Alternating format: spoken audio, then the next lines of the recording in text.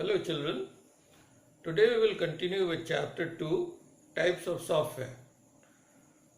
In my last video, we had discussed and revised about hardware and software.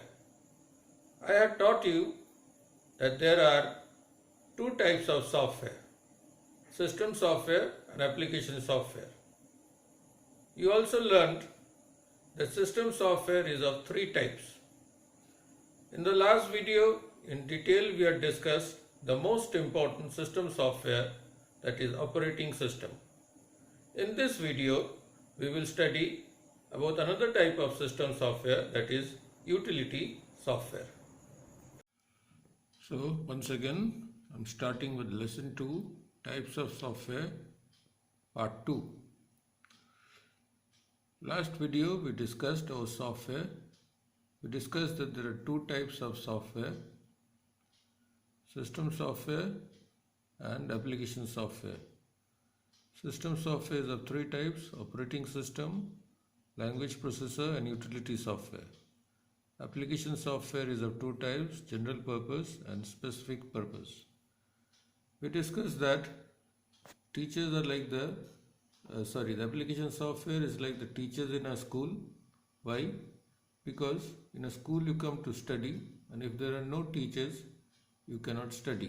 So teachers are very important. But the principal, vice principal, the office staff, the workers, they are also important. Even though they don't take part in the teaching, they provide services that make it possible for the teachers to teach. So that's why teachers are important, but they are also important. The teachers cannot work if they are not there. In the same way, if you have a computer, you will have application software like Microsoft Word, Microsoft PowerPoint, Microsoft Excel, Acrobat Reader, Adobe Photoshop and many more. But none of this application software will work unless you have an operating system like Windows 10 in it. So application software is important, but the application software will not work without the system software. That's the definition of system utility software. Utility software perform tasks that assist in the smooth functioning of the computer system and help it to perform better. We don't have any pictures of any utility software. We have pictures of office staff, somebody like Rosie Miss, and the workers of our school. So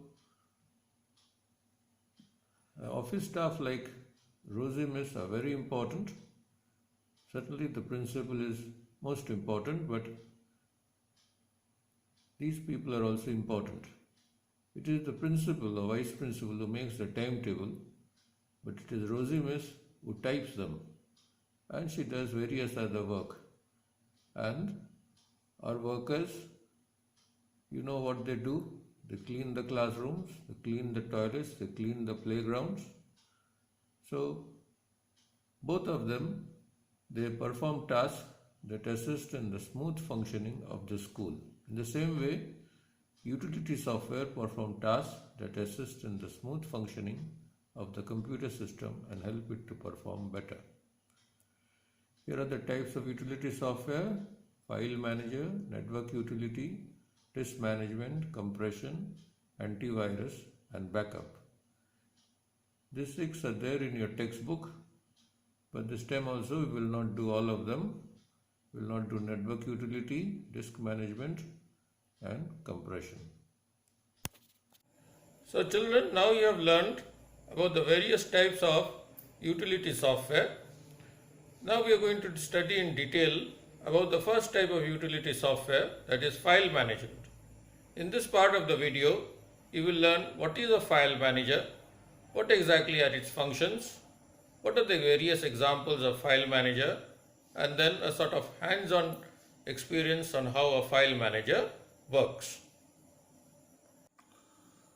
File manager is a utility software that helps in viewing files, editing files, copying and moving files, deleting files, and managing files and folders. Examples of file managers are File Explorer, Explorer Plus, and Free Commander. Out of these, File Explorer, though a utility software, comes as part of your Windows operating system, or to be more precise, the Windows 10 operating system. Older versions of Windows, like Windows 7, have a software called Windows Explorer instead of File Explorer.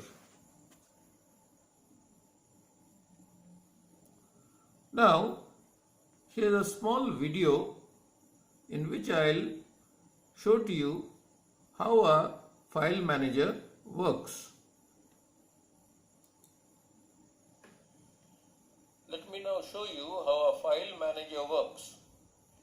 This is my laptop. My laptop runs Windows 10 operating system. Windows 10 operating system contains a file manager called File Explorer. This is the icon for File Explorer.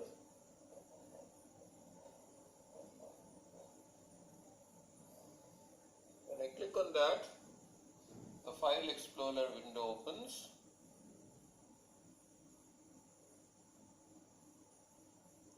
Now on the left side, on the left hand pane, you have, this is the quick access pane. Clicking on any of them, I can go to Documents, Downloads, Desktop. If I click on this, this will show me all the icons that are there on my desktop. Clicking on Documents, show me all the documents I have in Excel, PowerPoint, MS Word.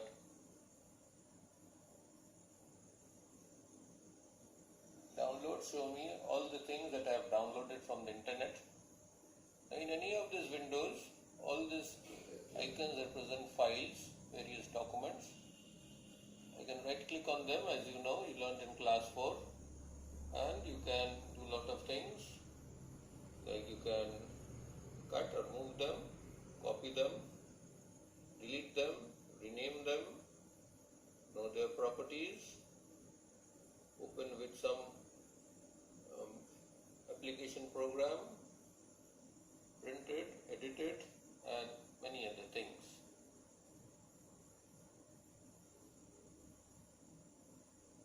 And on top there is a toolbar.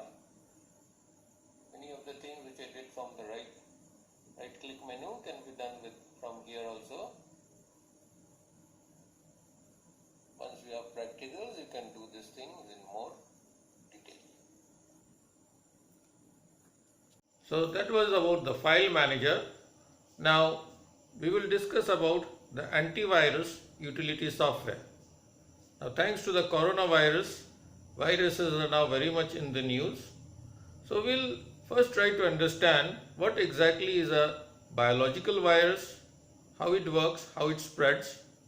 Then we'll also talk about computer viruses, how they are similar to the biological viruses, the various examples of computer viruses, and then we'll try to understand what exactly is an antivirus and what it does. And I'll show you one antivirus program in operation.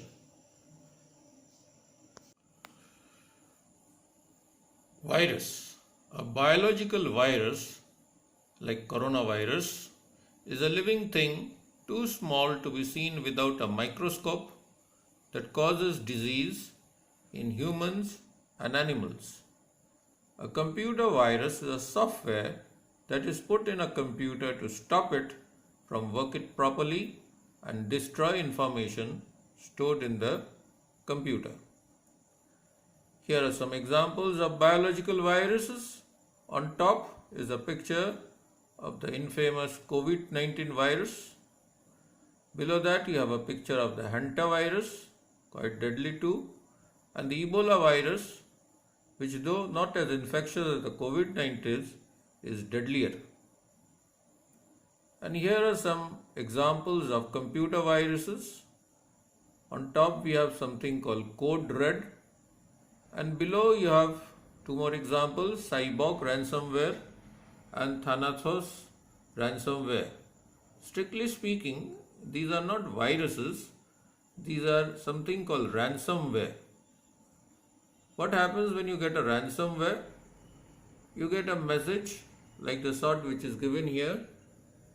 Don't worry, we can return all your files like documents, photos, database and other important things are encrypted. You can send one of your encrypted files and decrypt it for fee. You must follow the steps to decrypt your file. Send $300 Bitcoin to wallet. So do you understand? This is Rangdari. What they do? This cyber ransomware has blocked all your files.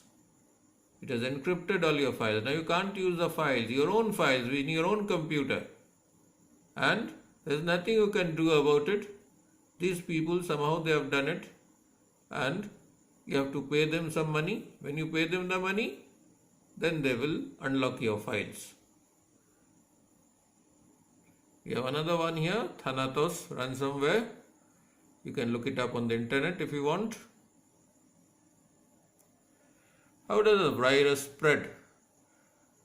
Okay, you must have seen information like this, coronavirus information, but this is true for almost all types of virus.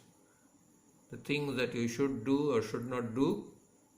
Okay, like you should work from home as much as possible. Okay, then here is the boy covering his hand with a handkerchief. Okay, so when you sneeze, you should not sneeze without a handkerchief. You should wash your hands frequently. If you don't have a tissue, use your hand. Then avoid touching your eyes, nose and mouth with unwashed hands. So we know all these things. We have been following them. We have been reading about them. We have been watching it on TV. So we know very well how a virus spreads and what we must do to avoid spreading a biological virus like coronavirus. Now what about a computer virus? How does it spread? It spreads in basically two ways. The first way is if by copying files from infected pen drives and CDs. Now what do you mean by infected pen drives or CDs? An infected pen drive or CD is one in which there is a virus. So this is how these viruses work. Suppose in my computer there is a virus, but then you can't see the virus. Just like you can't see a biological virus, you can't see a computer virus too with your file explorer or any other file manager. Now there may be some program, some game maybe which you want from me, and I unknowingly copy that to you. I copy that game from my computer to your pen drive, and along with the game the virus also goes into your pen drive. So now along with my computer, now your pen drive also has the virus. Now you will take the pen drive home and copy the game from the pen drive, from your pen drive to your desktop computer or laptop computer, or maybe even to your smartphone, and the virus will also spread to that device. Not only that, if it is a popular game, you would want to share that game with your friends also. So you will give your pen drive with the game and the virus, and they will copy the game and they will also copy the virus. And now from the situation where only my computer had a virus, now you, me, you and all your friends, they all have virus. They all have this computer virus, and there's nothing to stop them from giving their files to others, and along with that, the virus. The second way of getting a virus is by clicking on links in suspicious websites. So as small children, you should not be using the internet too much, and that too without adult supervision. So it is best not to go to unknown websites or websites of ill repute, because when you click on any link and maybe to download some photo or some video, you will be downloading a virus also.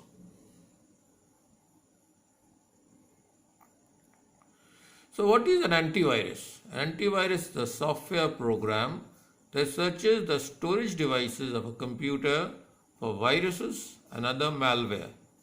What is malware? Malware is short for malicious software. We will study more about these things in senior school, but just as I told you, virus is not a good software, it's an evil software, it's a malware. You have also other malwares like worm, Trojan horse and ransomware. So more about that in senior school. So an antivirus is like a medicine, which unfortunately we don't have for COVID-19. But for your computer virus, there is this medicine, the antivirus. The antivirus, I repeat, is a software program which will search the storage device of a computer for viruses and other malware. And what happens when it finds a virus? It will delete it. Only we don't use the term delete, we say it kills it. Here are some examples of antivirus software: Avast antivirus, EVG antivirus, Quick Heal and Norton. But there are many more. Now let us see how a antivirus program works. Now let me show you how an antivirus program works. In my computer, I have the Quick Heal antivirus software. I will go and double click, and this is my Quick Heal screen. I have some reassuring news for me. Quick Heal says my system is secure. There are a lot of things you can do other than virus scanning, but I'll show you mainly the scanning. Here is the scan button, and there are various things you can scan. I will go for full system scan, and the scanning starts. Okay, it says at the top, performing full system scan. Let me show you some of the things. These are the files, folders being checked for whether they have any virus or not. Already so many files have been scanned. No files have been repaired. No files quarantined, file deleted. That means there are no viruses so far. No viruses have been found so far. So now this is how the scanning takes place. Now I will have to stop it because a full system scan takes a long time. Sometimes it can take almost an hour. So we don't have so much time. So I will now click on stop and stop the scanning.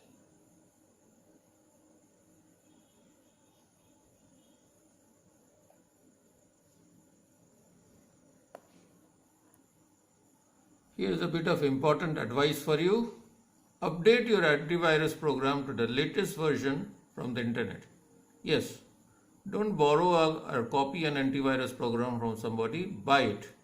Buy it. It's not very costly, and from time to time the latest version will come. Download it from the internet. So just now you studied about the antivirus utility software. That leaves us with only one type of utility software, and that is the backup software. In the remaining part of the video, I'll try to explain to you what exactly is a backup software. First of all, what exactly is a backup? Why we need backups? What type of software performs these backups? And then I'll show you how a backup software works. Okay, so before we learn what is a backup software, we have to learn what is a backup. Here we learn why we need a backup. Sometimes data is lost from your computer due to accidental deletion, virus, or some physical damage to the hard disk. In such cases, all programs and data are lost. To avoid such losses, you should keep copies of important files in some other storage device like a pen drive, CD, memory card or external hard disk. These copies are called backups. So maybe a class 5 student like you will not have that many important files to backup, but certainly your father, if he has a computer which he uses for official work, your father or your mother or your elder brother or elder sister, certainly they will have a lot of important files which they would not like to lose and for which they must keep a backup. Now if there are few files, you can simply copy them, but if there are many files, copying them one by one from many folders is difficult. So that is where a backup program comes in. Utility programs that perform this copying of files automatically, that's important, automatically and at preset times are called backup programs. Now here we show you how a backup program works. It's not a video. Now different operating systems, different versions of Windows operating system have different set of commands. These are the commands given in your book. My computer has Windows 10, so it has something different. In your book, the book is based on Windows 7. So first thing, you click on the Start button, then you click on Control Panel, then click on Backup and Restore option, and this window appears. And you click on the Backup, Set up Backup option. Okay. After that, you get this screen. The setup dialog box appears. This is the setup dialog box. Select the drive where you want to save the backup. This is giving a list of drives: local disk D, local disk E, local disk F, and DVD drive G. So you have to choose one of them and click on the next button. Here is your next button. When you click on the next button, another screen comes. This screen prompts, what do you want to backup? What do you want to backup? The default selected option is let's choose Windows. Let's Windows choose. Let's Windows choose. That is the recommended or selected option. If you choose this option, the computer will back up all your data. It will back up, Windows will back up all data files saved in libraries on the desktop and in default Windows folders. Okay. The other option is let me choose. Other option is let me choose. If you choose this option, you can,